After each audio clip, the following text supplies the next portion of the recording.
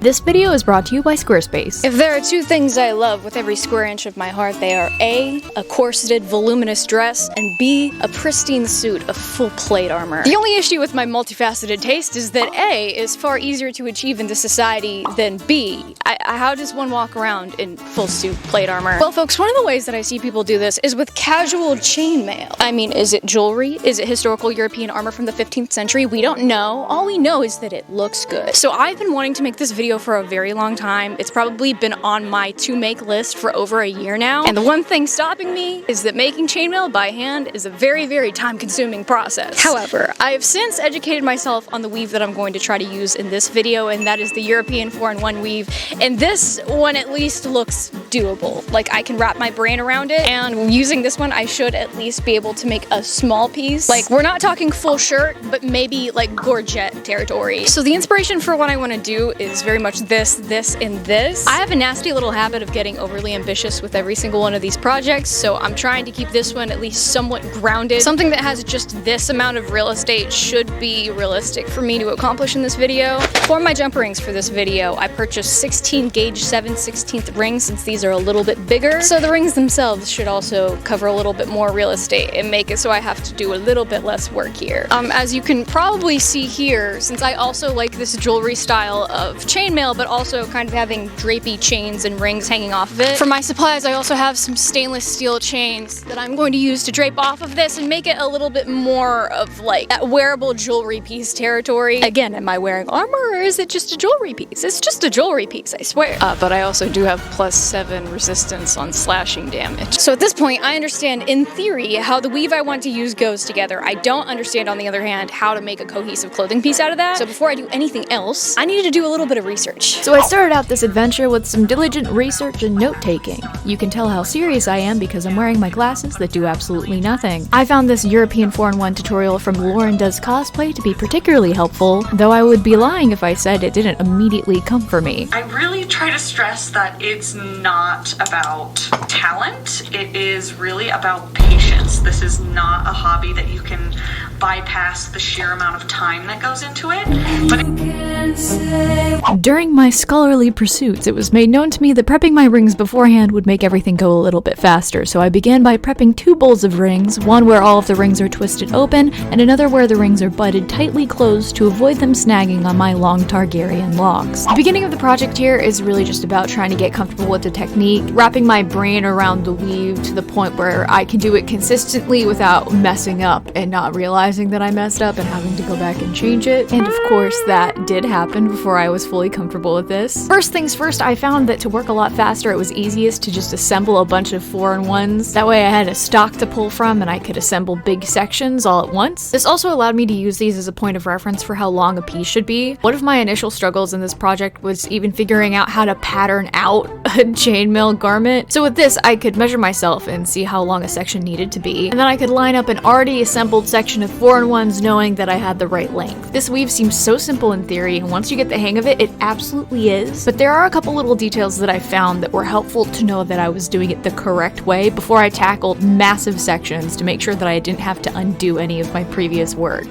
So let me share with you all my process for making chainmail as a total beginner without getting outsmarted by thousands of tiny little rings. So for the European 4-in-1, you're going to want to start off with 5 total rings, 4 of which are going to attach onto that middle ring. So you're going to want to open up that middle ring, slip the 4 rings onto the open ring, and then close the middle ring. Now before you start connecting sections together, the position that these 5 rings are laying in flat is actually super important. Whenever I'm connecting 4-in-1 sections, I want the top 2 rings to be laying on top of the bottom 2 rings. This way, whenever I bring in another center ring to make a connecting 4-in-1 section, everything's already sitting the way everything should whenever it's connected. So whenever you're attaching that middle ring, you're just making another 4-in-1 section, basically. So the bottom rings in this new 4-in-1 will have the same overlap as the bottom rings in a usual 4-in-1 section, and the top rings will also have the same overlap as the top rings in a usual 4-in-1 section. And from here, you can keep infinitely adding on to sections, and adding a section to the left or right side of this also works the exact same way. Definitely don't take this as gospel. I have seen other people weave 4-in-1s a little bit differently from this, but this is just what I found to be the easiest method for keeping everything straight rate in my particular scatterbrain, and it also seems like the fastest way for getting bigger sections done quickly, which is definitely something that I needed to do in this video. But if you want to try this for yourself, I do highly recommend just consulting the list of tutorials that I used. It'll be linked in the description. This is my first time, so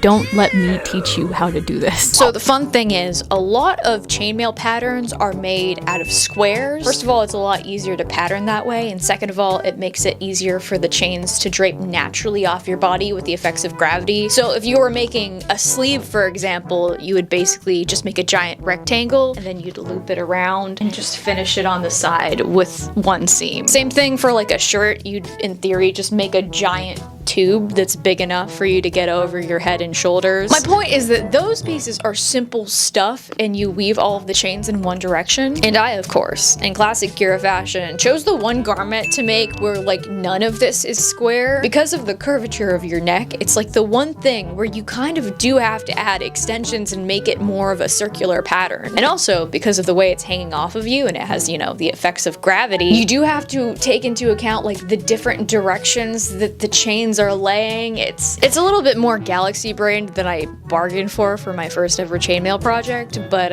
we're making it. We're figuring it out. Now I understand that this has been a very round, dominant video so far, but believe me whenever I tell you that Squarespace is my top pick for all of my website hosting, portfolio, and e-commerce needs. I love that whenever I was setting up my website, I could choose from dozens of professionally designed, fully customizable website templates that give me full control over the colors, the text, and all of the website pages that I needed for my site. And the customization is so simple and adjustable that whenever my brand art updates, I can easily go in and update my site as well. As someone who primarily uses Squarespace as a portfolio, one of my favorite features of theirs is automatic image scaling, which means that anytime I have new pieces to upload, all I have to do is select those files from my computer, click a couple of buttons, and Squarespace will do all of the sizing and arranging for me, which means my portfolio never looks out of shape or disorganized, and I don't have to do any of that manually. But one of my other favorite parts of Squarespace is their e-commerce platform. Not only does their platform have every e-commerce tool you could possibly need if you produce your products yourself or just run a larger scale business, they also have tools like custom merch, which are great for people like me because it allows you to link your store to a print-on-demand service that handles inventory, production, and shipping for you, which cuts down on the amount of hands-on time you have to have with your store and cuts down on overproduction. And with new flexible payment options like credit cards, Apple Pay, and PayPal, and options to buy now and pay later with ClearPay and Afterpay, purchasing from your Squarespace store is now even more accessible for your customers. So if you're in the market for a website, portfolio, or online store, you can head to squarespace.com for a free trial, and when you're ready to launch, you can head to squarespace.com/PricklyAlpaca to save 10% off your first purchase of a website or domain. Thank you as always to Squarespace for sponsoring. Now let's get back to it. Oh, why hello there. Welcome back to the video. So do you guys remember that bit at the beginning of this video where I was discussing being a little bit more grounded, reining it in this week, and avoiding my misguided ambition? Oh, you do? That's funny because I don't remember saying anything of the sort.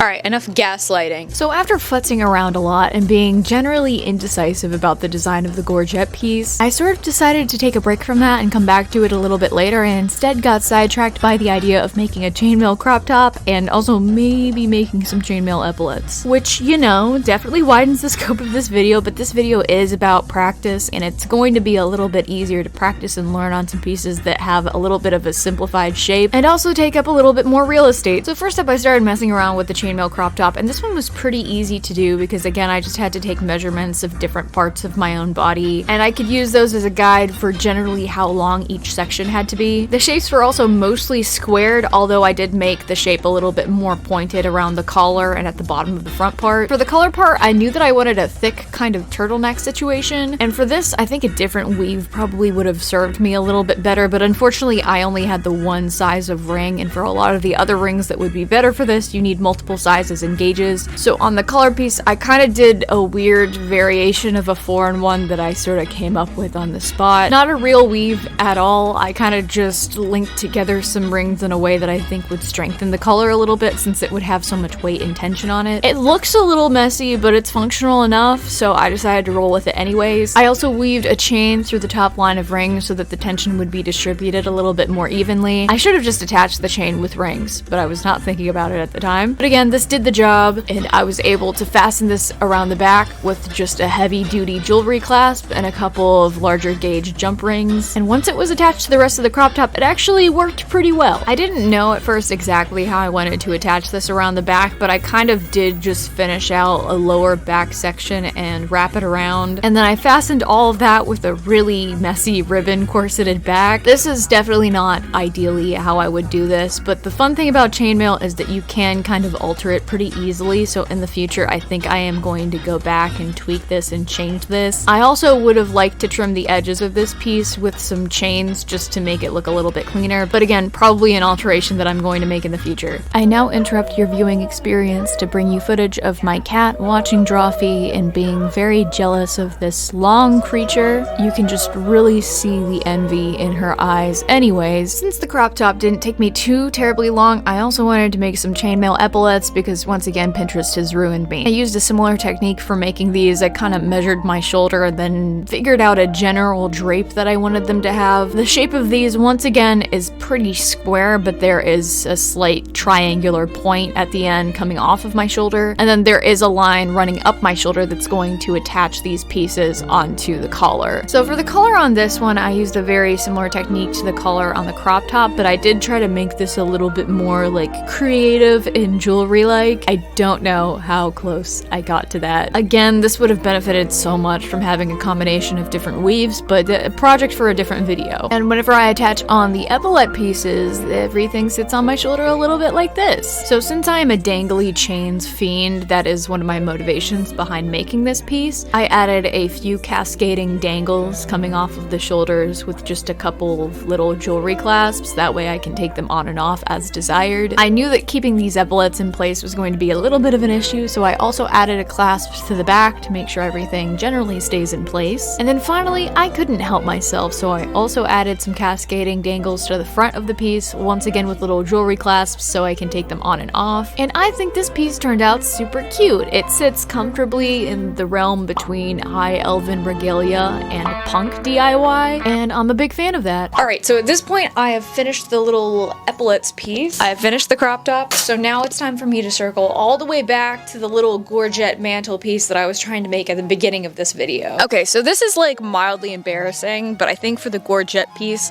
I might start over from scratch. It feels like a little bit of a waste of time, but this has all been just like a learning experience, so I shouldn't be all that surprised that my first attempt at this is not like exactly what I'm going for. After working on it a little bit based on the initial pattern and then taking that apart and sort of changing my mind about what kind of shape I wanted to have. Let's see here. This is sort of what I came up with, which is altogether not bad, but I think given the shape that I have so far, it's going to be difficult to add on to this and actually have it loop around the back of my back. Like, it's definitely sort of something. What I might do is not dismantle this, keep this, but then just start over with a fresh set of rings for the other piece that I want to make. I feel like certainly something interesting could be made of this, even if I just add a little bit onto it and then add a jewelry clasp in the back. I mean, this is a little interesting, right? So at this point, I'm going to try to follow this Gorget reference as closely as possible. I think that I'm to the point where I understand the weave enough where I can replicate this just by looking at it. And I also even have some little chains that I'm going to try to use to trim the edges of this just to make it look a little bit cleaner, because that's an issue that I've been having with the existing pieces that I've done. Just depending on how it drapes, the edges look a little bit messy. On this piece, I might even go back and add some chains to the edges to make it look a little bit more finished. I only have so much of this at this point, so I think I'm going to try to use this for the Gorget, and then I think I'm once again also going to add some chains draping off the shoulders, because that's kind of the look that I'm going for this piece. So for this pattern, it looks like the widest part is down at the bottom, and then it gets narrower as it goes up to the top. So I think my longest measurement is going to be to the tip of my shoulder here, like about 10 inches or so. Trying to measure the back of this is gonna be interesting. Trying to get something that's just close to the middle of my back. Where's my spine?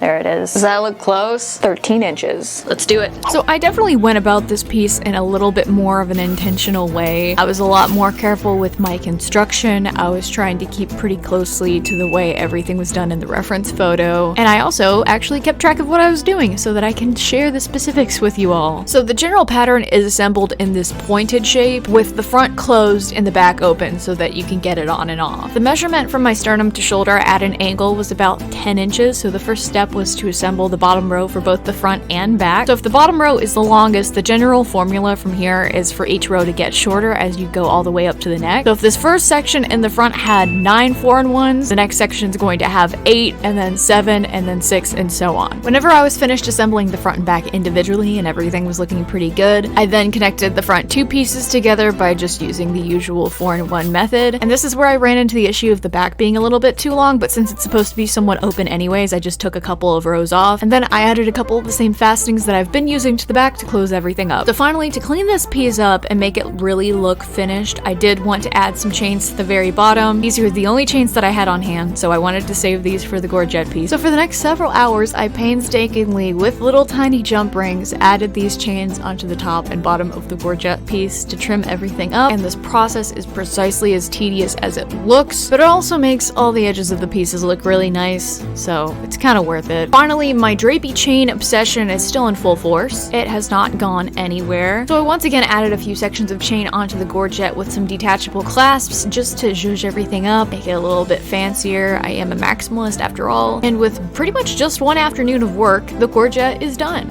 Hello, welcome back. You probably can't see it right now, but the office is looking like a sty at the moment. There's a good reason for that I'll explain in a second, but last night I fully finished the Gorget piece that I was working on, which you can probably very obviously see. After I fully finished it last night, tried it on, made sure it looks good, I also decided that I wanted it to be more versatile, because that's the name of the game on this channel. So with a couple of the clasps that I had left over, I added some lengths of chain to the back that are detachable so that whenever I'm not wearing it as a Gorget, I also have the option to wear it as like a little half skirt piece. It's like a really tiny, ineffective chainmail apron.